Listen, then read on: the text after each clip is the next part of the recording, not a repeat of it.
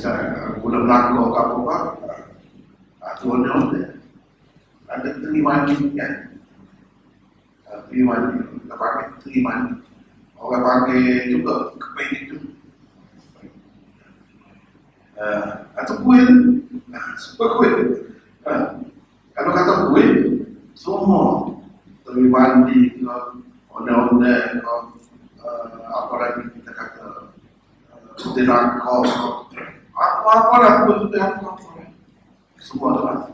Itu kuih adalah perkataan yang onda-onda itu khusus. Kadang-kadang kalau kata beli kue mana-mana, maksud aku kita beli apa kuih? Kita beli mana? Boleh kata kue, masuk ke dalam bawah kue boleh. Tapi kalau dia kata kamu beli onda-onda kamu, tiba-tiba dia beli kue itu bisa.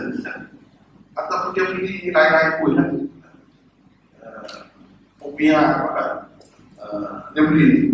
Kenapa? Sebab apa saya suruh bagi kita suruh beli benda ni khusus dengan bila kita kata kue kita masuk. Saya kemarin tak makan kue, mana semua sekali tak makan. Kerana mau ada kampung terimani, sebut kita terimani. Semua kita makan. Dengan kita menafikan yang umum, berarti kita menafikan juga yang khusus. Dengan kita menafikan, kita kata tetap makan kuih. Wajib buka puasa lagi. Biasanya kalau sakit kepala, kalau demam, makan Panadol lah doktor bagi Panadol. Nah, Panadol tu salah satu ubat. Banyak lagi ubat macam-macam lagi yang lain. Jadi Panadol tu khusus. Kalau kata saya masa baru ni saya tak makan Panadol, bukan bermakna saya tak makan ubat. Saya tak makan Panadol. Menafikan khusus bukan bermakna menafikan yang umum. Itu betul. Itulah ilmu mantik. Tapi kalau kata saya baru ni sakit, baru ni tak makan ubat, mana tak ada semua ubat, menafikan semua. Tapi kalau kata saya tak makan Panadol saja, bukan bermakna tak makan ubat. Itu bendanya. Itu orang panggil umum khusus mutlak. Dalam istilah umum khusus mutlak. Apabila dua konsep, dua perkataan, dua perkara yang ada artinya di hadapan kita, apa hubungan di antara dua? Ilmu mantik mengajar kita. Apa hubungan? Kita kena tahu. Hubungan tabayun ke? Hubungan taraduf ke? Hubungan umum khusus mutlak ke? Hubungan umum khusus wajih ke? Kita kena tahu. Jadi ini termasuk dalam umum khusus mutlak. Umum khusus mutlak. Yang detail-detail itu kita tidak nak bincang kat sini. Sebab jadi belajar mantik pula kan.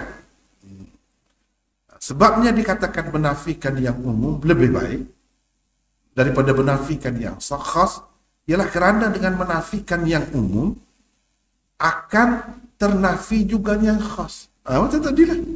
Bila kata saya baru ni, masa sakit baru ni, tak makan ubat. Maknanya semua ubat termasuk lah Panadol. Nafi umum berarti menafikan khas. Sebab itu bagus. Kalau kita nak nafikan semua, kita nafikan umum. Baru tak keliru. Baru tak keliru. Jangan kata beli kuih. Jangan kata. Kalau tak mahu semua, kata jangan beli kuih. Sudah. Gitu. Mana dia tak akan belilah apa-apa kuih. Ini duit yang aku bagi ini, jangan beli kuih dengannya. Tak boleh lah. Semua lah kuih. Tapi kalau kata jangan beli onda-onda, khusus dengan onda-onda saja. Gitu. Dia ada sudut nafi, ada sudut isbat. Dia ada sudut nafi, ada sudut isbat. Baik. Tidak sebaliknya. Tidak sebaliknya maksudnya kalau kita nafikan yang khusus, tidak bermakna menafikan yang umum. Bila kita menafikan kita tak makan panado, bukan bermakna kita menafikan kita makan ubat. Itu maksudnya. Itu maksud, tidak sebaliknya. Apabila anda menafikan yang khas, ia sekadar menafikan yang khas sahaja, tidak menafikan kesemuanya. Allama Badruddin Aini, ulama besar, dia tahu, ulama dia tahu istilah-istilah ni. Dia kata menafikan yang umum berarti menafikan juga yang khas. Bidunil aks, tidak sebaliknya. Pendek je ayat dia, tidak sebaliknya. Jadi tokoh-tokoh besar ni pensyarah kitab Sahih Bukhari, Umdatul Qari. Di dalam Umdatul Qari lah dia sebut itu. Allama Mahmud Al-Alusi. Ini pengarang kitab apa, Ruhul Ma'ani. Tafsir Ruhul Ma'ani. Dia jumpa tafsir tu, dia jumpa segala ilmu masuk. Tafsir Quran. Termasuklah antara yang istimewa dalam tafsir itu dia jaga rab, hubungan antara ayat dengan ayat. Kenapa ayat ni selepas ayat ni? Apa kaitan ayat ni dengan ayat sebelumnya dan selepas ni? Itu antara yang menarik. Yang tidak ada, bukan dalam semua tafsir ada. Lepas tu dia bahas dari sudut falsafah, dari sudut fiqh, dari sudut semua sudut. Takat yang dia tahu dia itu tafsir Ruhul Ma'ani. Adalah tafsir itu dia sebut fa inna nafyal khas la yastalzimu nafyal 'am. Kerana menafikan yang khas tidak semestinya berarti menafikan yang umum. Itu sudut nafi, sudut nafi. Baik, kita nak tengok sudut isbat. Isbat ni kita kata ada, kita terima, itu maksud isbat. Nafi itu mana kita tak terima. Mengisbatkan yang khas pula dikatakan lebih baik. Mana sebalik yang tadi. Mengisbatkan yang khas pula dikatakan lebih baik daripada mengisbatkan yang umum, kerana ia merangkumi yang umum juga. Kalau dalam bab isbat, lebih baik kita isbatkan, kita terima, kita kata berkenaan dengan yang khas. Tidak sebaliknya. Apabila anda mengisbatkan yang umum, ia tidak semestinya merangkumi yang khas. Gitu. Jadi melalui contoh-contoh di bawah ini kita akan faham. Dalam Quran ini ada macam tu. Guna bahasa logik tu. Guna bahasa logik. Kalau kita belajar ilmu mantik senang lah. Sebut istilah tu. Benda macam mana. Contoh-contoh mengisbatkan yang khas. Ini bab isbat dulu. Bukan nafi. Kaedah tadi nak cerita pasal nafi. Tapi nafi tu dia baru ada setelah ada isbat. Ada isbat dulu. Jadi sebab tu kita kena faham yang isbat dulu. Isbat ni begini, dia makan, itu isbat lah tu. Kita kata dia melakukan perbuatan makan, itu isbat. Melayu guna juga pensabitan. Pensabitan. Begitu. Isbat tu lah. Nafi, dia tidak makan. Tidak. Kita menafikan perbuatan makan. Dua tu. Kena tak isbat dan nafi. Ayat musbat dan ayat manfi. Ayat musbat dan ayat manfi. Dia dua yang berbeza. Ayat musbat tu yang macam tadi lah. Dia makan. Atau apa-apa lah. Baik, contoh. Mudah saja. Kalau nak tengok ayat Quran, Muhammadur Rasulullah. Cuba tengok. Kenapa dia tidak kata Muhammadun Nabiyullah? Situ. Kenapa dia? Allah kata Muhammadur Rasul. Sudah mantik tu. Mana kita kena faham? Konsep. Mana lebih umum? Nabi atau Rasul? Nabi lebih umum ke atau Rasul? Itu kena faham. Jawabnya Nabi lebih umum. Rasul itu khusus.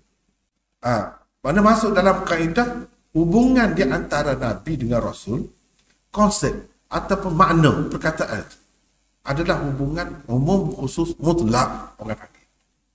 Bila kata Rasul, mesti dia Nabi. Ini isbatkan yang khas. Berarti mengisbatkan juga yang umum. Bila kita kata Rasul, seseorang itu Rasul, mesti dia Nabi. Tapi tidak semesti bila kita kata Nabi, dia Rasul. Gitu. Kaedah tadi lah. Bila kita kata Panadol, mesti dia ubat.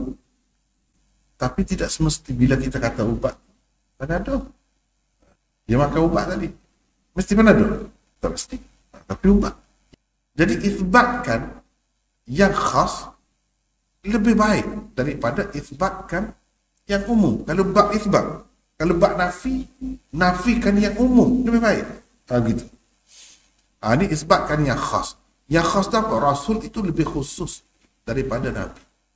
Dengan arti setiap Rasul mesti Nabi. Setiap undang-undang tak kira mana buat pun, bila buat, mesti kuih. Tapi tidak mesti kuih itu undang-undang. Gitu. Kenapa? Setiap buah paruh mempelar adalah buah. Tapi tidak setiap buah itu mempelar. Namanya begitu. Begitulah. Yang lain-lain pun begitu. Baik, Muhammad itu adalah Rasul Allah. Menurut ayat ini, Allah mengisbatkan. Allah kata, Muhammad itu Rasul Allah. Bukan Allah nafikan. Dia nafi atau kata, isbat. Dua tu ya. Dua tu ya. Mengisbatkan pangkat kerasulan untuk Nabi kita Muhammad sallallahu alaihi wasallam. Risalah ni tugas, jawatan, jawatan. Kerasulan lebih khusus artinya daripada nubuwah. Yang ni kenabian, kenabian itu jawatan, pangkat tu. Apabila diisbatkan kerasulan kepada baginda, berarti diisbatkan juga kenabian kepadanya. Sebab itu tak bercakap banyak. Bila kata Muhammad itu Rasulullah, dengan sendirinya akan difaham dia juga Nabi. Sebab Nabi itu lebih umum daripada Rasul. Gitu. Berbeza keadaannya kalau diisbatkan nubuwah. Jadi kenabian. Yang lebih umum artinya itu kepada baginda. Kerana ia tidak semestinya berarti mengisbatkan juga risalah kepadanya. Kalau kita kata Muhammad itu Nabi Allah. Nabi itu lebih umum. Tak mesti seorang Nabi itu dia Rasul. Kita kata tak mesti. Boleh jadi dia Rasul. Macam Nabi kita. Kita sebut Nabi Muhammad. Padahal dia tidak Rasul. Rasul juga. Tapi tidak mesti. Tidak mesti. Ada orang sebut orang tu orang ni Nabi. Dia tidak mesti Rasul. Kalau Nabi kita tu sebut Nabi pun memang kita tahu dah. Dia pun Rasul juga. Tapi Allah sebut dia tu Rasulullah. Kenapa sebut begitu? Sebab dengan sebut begitu, dengan sendiri masuk. Nak jadi seorang Rasul, dia mesti seorang Nabi. Mesti seorang Nabi. Tapi seorang Nabi tidak semesti seorang Rasul. Itu hubungan khusus dan umum. Kena faham. Baca lagi contoh kedua. Fathi, baca lagi. Contoh kedua. Wasari'u ila maghfiratin min rabbikum wa jannatin 'arduha as-samawati wal ardu u'iddat lil muttaqin. Bermaksud, dan bersegeralah kamu kepada mengerjakan amal-amal yang baik untuk mendapat keampunan dari Tuhan kamu, dan kepada syurga yang lebarnya seluas segala langit dan bumi, dan yang disediakan untuk orang-orang yang bertakwa. Surah Ali Imran ayat 133. Lebar lebih khas daripada panjang. Apabila diisbatkan lebar bagi sesuatu, maka dengan sendirinya berarti merangkumi panjangnya. Tidak begitu halnya kalau diisbatkan panjang bagi sesuatu, kerana ia tidak mesti merangkumi lebarnya. Itu. Dari segi ukuran tu kira begitu. Sebab apa dia sebut? Surga tu bersegeralah kamu kepada keampunan dari Tuhan kamu, dan surga yang lebar, luas. Dia tidak sebut panjang, dia sebut lebar saja. Sebab lebar lebih umum. Apabila kata lebar dengan sendiri dia masuk panjang. Tapi kalau sebut panjang tidak mesti lebar. Gitu. Lebar tu lebih umum, panjang lebih khusus. Ada dalam kehidupan kita ni, kira-kira ukuran ni hanya satu dimensi. Ada dua dimensi, ada tiga dimensi, ada 4 dimensi. Waktu misalnya, masa. Jalan terus begini. Dia tak terus satu dimensi. Memanjang. Dia tidak melebar. dia tidak melebar. Begitu. Ada satu, naik satu, turun, naik tu, sepeli. Satu diameter. Kalau dua, ke kanan pun boleh, ke kiri pun boleh, ke atas pun boleh, dua. Kalau ada tebalnya, kurang tebalnya, tingginya, dalamnya, maka 3 dimensi. Begitu. Jadi Tuhan sebut dia ukuran. Dia sebut lebar, dia tidak sebut tuluhan. Panjangnya dia tak sebut. Padahal boleh saja kalau nak kata begitu. Seperti mana Muhammadun Rasulullah. Boleh saja dia nak kata Muhammadun Nabiyullah. Memang Nabi pun. Tapi kenapa dia sebut? Itu yang menarik. Kaedahnya kaedah tadi. Mengisbatkan yang khas lebih berarti daripada mengisbatkan yang lebar lebih khas daripada panjang. Apabila diisbatkan lebar bagi sesuatu, maka dengan sendirinya berarti merangkumi panjangnya. Tidak begitu halnya kalau diisbatkan panjang bagi sesuatu, kerana ia tidak mesti merangkumi lebarnya. Gitu. Baik. Contoh ketiga, baca lagi. Contoh ketiga, فَمَنْ يَعْمَلْ مِثْقَالَ ذَرَّةٍ خَيْرًا يَرَهُ وَمَنْ يَعْمَلْ مِثْقَالَ ذَرَّةٍ شَرًّا يَرَهُ. Bermaksud, maka sesiapa berbuat kebajikan seberat zarah pun niscaya akan dilihatnya dalam surah amalnya, ayat 7. Dan sesiapa berbuat kejahatan seberat zarah pun niscaya akan dilihatnya dalam surah amalnya, ayat 8. Surah An-Zalzalah ayat 7 hingga 8. Kalau balasan bagi amalan baik atau buruk manusia walau seberat zarah pun akan dilihatnya di akhirat nanti, maka amalannya yang lebih berat atau lebih besar lagi dari itu tentu juga akan dilihatnya. Bahkan lebih-lebih lagi lah akan dilihatnya. Firman Allah ini tepat sekali dengan kaedah ke-120 di atas, yang bermaksud mengisbatkan yang khas lebih baik daripada mengisbatkan yang umum, kerana ia merangkumi yang umum juga. Ini contoh. Allah kata sesiapa yang buat amalan baik seberat zarah pun dia akan melihatnya. Seberat zarah pun dia akan melihatnya. Jadi ini khusus tu, isbatkan yang khas. Khas tu apa? Seberat zarah. Lepas tu benda yang ditimbang, yang berat-berat ni, dia bukan seberat zarah saja, seberat bukit ada, seberat apa-apa lah, luar tu. Jadi bila kita kata, bila Tuhan kata, kalau buat sebesar tu pun atau seberat tu pun akan dilihatnya. Tafsir tu ada dua. Lihat surat amalan dia atau lihat balasannya. Tak apalah, ikutlah nak pakai mana-mana pun.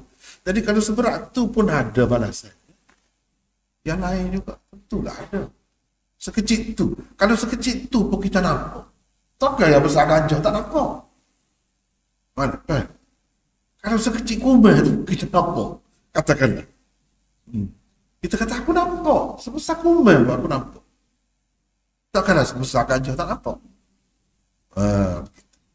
Tapi ada juga peribahasa orang kita kan. Kumel depan mata tak nampak. Gajah sebelah laut nampak. Itu cerita lain pula. Tu kan? Cerita lain pula. Ini amalan mana sekecil itu pun akan dapat dilihat. Apalagi lah besar. Contohnya bukit. Kita nampak, kita nampak bukit. Kalau musuh pun nampak. Gitu. Begitu juga sudut. Apa ni, kalau buat jahat pun, amalan yang buruk pun akan dilihat. Tuhan kira semua. Tuhan kira. Sebab itulah kena berhati-hati. Jangan tak buat kebaikan kecil macam mana pun buat. Sebab tidak sia-sia. Jahat ni kecil macam mana pun jangan buat. Sebab merugikan kita. Membahayakan kita. Itu kita akan lihat. Baik. Itu contoh isbat. Isbat. Lepas tu contoh menafikan yang. Kita nak tengok. Tadi contoh isbat. Sebab dalam kaedah tadi ada dua sudut. Isbat dan nafi. Ini contoh-contoh menafikan yang umum. Contoh pertama. Baca sini. Contoh pertama, يوم لا تملك نفس لنفس شيئا والأمر يومئذ لله. Bermaksud, iaitu pada hari di mana seseorang tidak berdaya sedikit pun untuk menolong orang lain dan segala urusan pada hari itu dalam kekuasaan Allah. Surah Al-Infitar ayat 19. Perkataan nafsu yang tersebut dalam ayat di atas umum. Allah telah menafikan segala kuasa dan daya upaya daripada semua manusia pada hari kiamat kelak. Apabila dinafikan segala kuasa dan daya upaya manusia secara umumnya, berarti dinafikan juga daripada setiap individu manusia. Sehebat manapun manusia di dunia ini, ia tidak akan berdaya sedikit pun untuk menolong orang lain di akhirat nanti. Jadi yang umum, yang dinafikan umum. Bermakna dengan sendiri ternafi juga yang khusus itu. Dinafikan makan kuih tadi itulah. Bermakna dengan sendiri dinafikan jugalah segala afrad dia tu, apa panggil, segala yang bernama kuih itu, apa-apa nama pun ternafi jugalah. Jadi di sini dinafikan daya upaya manusia secara umum. Jadi secara khusus juga tentu sekali ternafi jugalah.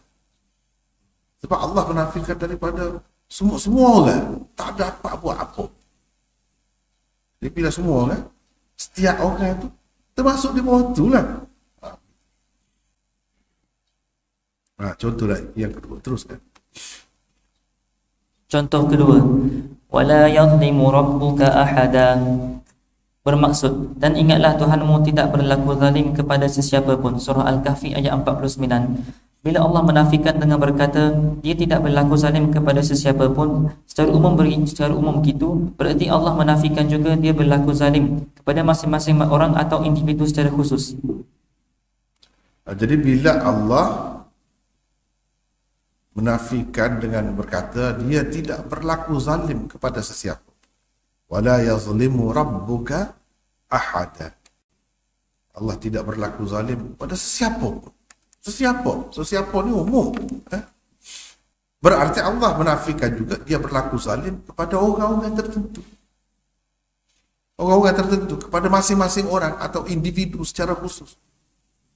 Sebab setiap individu itu dia termasuk dalam sesiapa tadi tu. Sesiapa tadi. Mana umum. Sesiapa pun marilah, tak apa. Sesiapa pun mari ambil lah. Kita nak bagi. Sesiapa. Itu umum. Bila kata sesiapa tu mana? Di bawah dia pun termasuklah. Siapa pun. Secara khusus. Termasuk. Itu makna menafikan umum. Merangkumi berarti menafikan juga yang khusus. Dan ini nafi ni. Ini nafi. Nafi ni macam mana? Ada makna tidak ada. Cuba perhatikan. Wala la. Dan Tuhanmu tidak ada. Itu maksud nafi. Tidak. Semua ni contoh-contoh tadi, apa nama ni? Ni contoh ni, la tamliku nafsun. La. Itu nafi. Kalau isbat tu mana tak ada la tu. Kita kata ada sesuatu, ni kita kata tidak ada. Kita kata tidak ada, ya. Wala yazlimu rabbuka ahada. Contoh ketiga, apa cara? Contoh ketiga, mathaluhum kamathalil ladzi istawqada nara falamma adaa'at ma hawlahu dhahaba Allahu bi nurihim wa tarakahum fi dhulumatin la yubsirun. Bermaksud, perumpamaan keadaan mereka, yakni golongan munafik itu adalah seperti orang yang menyalakan api. Apabila api itu menerangi sekelilingnya, tiba-tiba Allah padamkan api yang menerangi mereka dan membiarkan mereka dalam kegelapan, tidak dapat melihat sesuatu apapun. Setelah berfirman Allah tidak berkata bidawihim, sebaliknya berkata binurihim, untuk menyatakan tiada langsung cahaya walaupun sedikit yang menerangi mereka. Setelah dia memadamkan api yang menerangi sekelilingnya, sebabnya ialah erti perkataan nurun lebih umum daripada erti perkataan tawun. Nurun bererti cahaya baik sedikit maupun banyak, lemah ataupun kuat. Sedangkan tawun pula bererti cahaya yang kuat yang melimpah ruah. Kerana itulah Allah berfirman begini, هو الذي جعل الشمس ضياء والقمر نورا وقدره منازل لتعلموا عدد السنين والحساب ما خلق الله ذلك إلا بالحق يفصل الآيات لقوم يعلمون. Bermaksud, dialah yang menjadikan matahari bersinar-sinar, yakni terang benderang, dan bulan bercahaya, dan dialah menentukan perjalanan tiap-tiap satu daripadanya, yakni berpindah randah pada tempat-tempat beredarannya masing-masing, supaya kamu dapat mengetahui bilangan tahun dan kiraan masa. Allah tidak menjadikan sesuatu semuanya itu melainkan dengan adanya faedah dan gunanya yang sebenar. Allah menjelaskan ayat-ayatnya, yakni tanda-tanda kebesarannya satu persatu bagi kaum yang mahu mengetahui hikmat sesuatu yang dijadikannya. Surah Yunus ayat 5. Cahaya matahari dikatakan diyaun dan cahaya bulan pula dikatakan nurun. Maksud firman Allah di dalam surah Al-Baqarah itu ialah Allah menghilangkan semua sekali cahaya sehingga sedikit pun tiada lagi ia. Untuk lebih menjelaskan lagi erti itu, Allah menambahkan lagi keterangan di akhir ayat dengan berfirman pula begini. وَتَرَكَهُمْ فِي ظُلُمَاتٍ لَا يُبْصِرُونَ. Bermaksud, dan membiarkan mereka dalam kegelapan, tidak dapat melihat sesuatu apapun. Surah Al-Baqarah ayat 17. Nah, ini contoh yang ketiga. Perbandingan mereka seperti orang yang menyalakan api. Falamma adha'at ma hawlahu, yang kita naknya falamma adha'at ma hawlahu dhahaballahu binurihim. Dia tidak kata dhahaballahu bidawihim. Ini i'jaz bayani, mukjizat Al-Quran dari segi bahasa. Dia guna bahasa yang kalau orang lain tak terfikir benda begitu. Itu yang jadi kelemahan orang lain tu. Allah ni dia, padahal adha'a yudhi'u idha'ah daripada dhaw. Dhaw tu di situ sudah menyinari. Apabila seperti orang yang menyalakan api, apabila api itu telah menerangi sekelilingnya, menerangi, tiba-tiba Allah padamkan nur mereka. Dia tidak kata Allah padamkan, Allah hilangkan dhaw bagi api itu. Dia tak kata, tapi dia kata nur bagi api itu. Kenapa begitu? Jawabnya kerana nur itu lebih umum.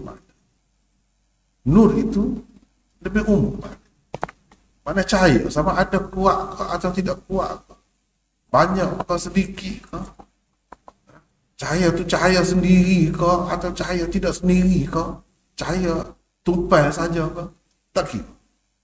Nur semua. Nur itu umum. Kalau Allah kata dhaw tu cahaya yang kuat, yang melimpah ruah, yang banyak, cahaya sendiri, cahaya yang kuat. Kalau dia kata dhahaballahu bidawihim, seperti dia sebut sebelum itu, adha'at, sudah beri dah. Cahaya tu sudah beri dah, sudah bagi dah, menerangi dah. Tetapi dia sebut Allah menghilangkan, memadamkan nur. Dia tidak kata dhaw. Padahal sebelum itu dia kata adha'at. Kenapa? Sebab di sini maknanya nak menafikan semua sekali cahaya. Langsung tak ada cahaya. Sikit pun tak ada. Kalau kata dhaw, maknanya yang dihilangkan ialah cahaya yang kuat. Cahaya yang sedikit ada juga. Nah, gitu. Sedangkan dia nak cerita di sini, cahaya tu tak ada langsung. Cahaya yang sedikit ni, yang kecil lah kita tengok. Budak-budak. Sekarang ni kan, ditampar di dinding, ada jual di kedai tu bintang-bintang kan. Tampar tu kalau kita tutup lampu ni cekok. Ada cahaya juga sikit. Kunang-kunang. Ada juga cahaya dia sikit. Kalau banyak boleh juga kita buat. Tengok dekat kan. Dekat nampak juga. Nur semua tu. Nur semua. Tak kira kuat ke, lemah ke, malak ke, cerah ke, tak kira. Cahaya tu daripada dia sendiri ke, cahaya tumpai daripada orang lain, tak kira. Nur pula. Tapi kalau dhaw, ya kuat. Bila menafikan nur, bermakna menafikan juga dhaw. Itu maksudnya. Apa? Bila menafikan nur, semua sekali cahaya, berarti cahaya yang kuat itu pun dinafikan juga. Tak ada langsung cahaya. Apa buktinya? Bahawa tak ada langsung cahaya itu. Wa tarakahum fi dhulumatin la yubsirun. Supaya jelas lagi. Apa maksud? Kenapa dia sebut nur itu yang dihilangkan, dipadamkan itu? Sebabnya mana Allah membiarkan mereka dalam gelap gelita, mereka tidak dapat melihat apa-apa. Kalau cahaya sikit sebanyak ada boleh lagi, cahaya pelita pun boleh, tidak cahaya elektrik ni, cahaya pelita pun boleh dah buat baca, tidak kuat pun. Ni tidak ni, nur semua sekali cahaya. Itu maksudnya. Buktinya kita kata dhaw itu lebih cahaya yang kuat. Kita tengok dalam ayat lain. Berkenaan dengan matahari, Allah sebut dhiya. Dhiya itu dhaw itulah. Adha'at itu. Walladhi ja'ala syamsa dhiya. Dialah Tuhan yang menjadikan matahari bersinar-sinar. Terang benderang. Kuat ke tu? Cahaya matahari kuat ke tu? Cahaya ni. Al-qamara nura. Dan bulan nur. Dia tak sebut dhiya. Dhiya dia sebut untuk matahari. Nur hanya sebut untuk bulan. Setelah zaman moden, di mana kajian astronomi yang kemudian baru orang tahu bahawa cahaya bulan itu bukan cahaya dia sebenar. Cahaya balikkan. Cahaya matahari saja. Sinar matahari. Macam cermin. Balik cahaya itu. Bukan cahaya sendiri. Cahaya tumpangan. Cahaya bukan sebenar. Bukan cahaya daripada dia tu sendiri. Baru orang faham kenapa Allah SWT sebut nur. Kemudian cahaya bulan nak banding dengan cahaya matahari, kuat matahari. Sebab itu dia sebut dia. Bulan sebut nur pun boleh dah. Sebab nur itu yang kuat pun boleh, yang lemah pun boleh, yang tak kuat pun boleh. Begitu. Di sini kita dapat tahu. Dan Allah SWT buat matahari bersinar terang benderang macam tu pun, bulan tu kita boleh tengok pun sejuk yang mata kita memandang. Misalnya kita tengok bulan tu, untuk apa? Ada sini. Tapi kita tidak nak bincang lah di sini. Di sini dalam ayat ni nak cerita supaya kamu tahu bilangan tahun dan tahu untuk nak mengira apa-apa. Dia sudah sebulan dah, tapi sewa kena bayar dah sewa. Misalnya tahu aku makan ni edah berapa lama ni, 3 bulan dah misalnya, habislah nak edah pada yang tidak main kotor tu. Tahu. Begitu juga tahu yang lain. Kira-kira pun orang boleh tahu juga. Belajar daripada situ. Tak apalah, itu bukan maksud. Maksudnya penggunaan dhaw, dhiya, dan penggunaan nur itu berbeza. Nur lebih umum makna daripada dhiya. Menafikan yang umum berarti menafikan juga yang khusus. Tapi kalau menafikan yang khusus tidak berarti menafikan yang umum. Kalau dia kata dhahaballahu bidhawihim, maknanya dia menghilangkan cahaya yang kuat saja. Mungkin cahaya yang sikit-sikit itu ada juga. Sedangkan dia nak ceritanya dia menghilangkan, memadamkan cahaya semua sekali langsung, tak ada gelap. Gelap tu. Begitu.